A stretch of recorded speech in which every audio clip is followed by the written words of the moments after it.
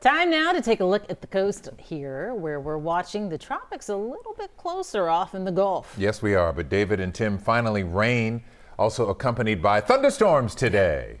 Yeah, it really helped to cool things down, too. Although roads are drying out now in Houston, the rains move off to the west of Houston.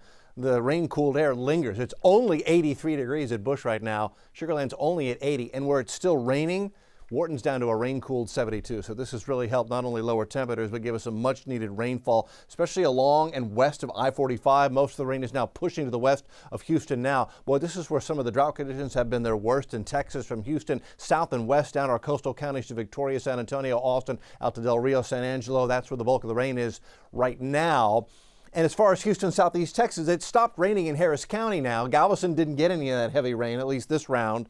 But you can see still light rain and drizzle, Columbus to Brenham to the Katy area, and then heavy thunderstorms pushing down to the south and west. This is where the heaviest rain is right now. Blessing to Vanderbilt to Edna, down 59 just south of El Campo. Still some strong lightning and thunder there. For the Houston area, rain chances tapering down quickly, but they don't completely go away. We'll leave a 20% chance for rain, maybe a clap of thunder into the midnight hour tonight, as computers suggest that as this round of rain you're seeing to our southwest pushes out, maybe a little piece of energy comes in behind it, and this is going into 10 o'clock tonight. There could be a couple of scattered showers. Galveston, Chambers County, folks east of I-45, I hope you get a little rain from that overnight tonight. Then tomorrow morning things start quiet. Notice the Gulf of Mexico activity out here.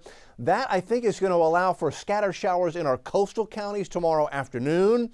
But off in the Gulf of Mexico, Tim, that will be the next spot that really gets our attention to see if something tropical can brew there. Right, we're watching that closely. That weak boundary that's dropping through now, bringing us the showers and storms. Well, along it is an area of low pressure. Right now, it's just disorganized thunderstorms sitting over the northern Gulf. And why we're going to watch this and why the Hurricane Center is putting some outlooks on this is because the waters in the Gulf of Mexico, particularly in the northern Gulf, are well above average. They're sitting at August high temperatures rather than late June. They're about 5 or more degrees above normal. How warm?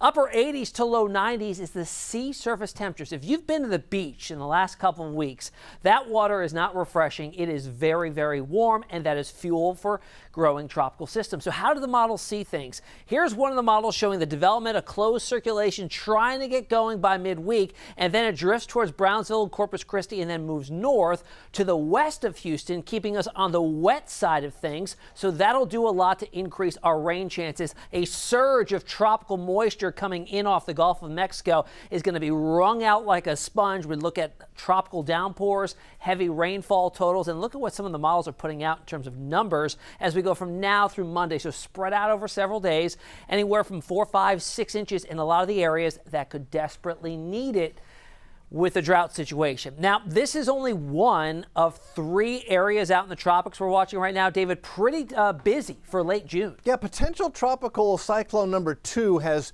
formed, or at least that's the name being given the red X here. We think this is likely to become a tropical depression or storm in the next couple of days. 90% chance, says the Hurricane Center. And then there's this one that has a 20% chance for development. As far as TD number 2, it's out here. What's forecast to graze the northern coast of Venezuela and then perhaps go into Central America as a Cat 1 hurricane. That one not forecast to threaten the United States. Tomorrow, rain chances at 30% with a high temperature in the 90s. The extended forecast, look at the rain chances cranking up Thursday, Friday, Saturday as that low moves into Texas. We'll be monitoring that carefully for tropical development, but hopefully just beneficial rain from that. Guys, back to you. Beneficial rain. We like that. Thanks, David.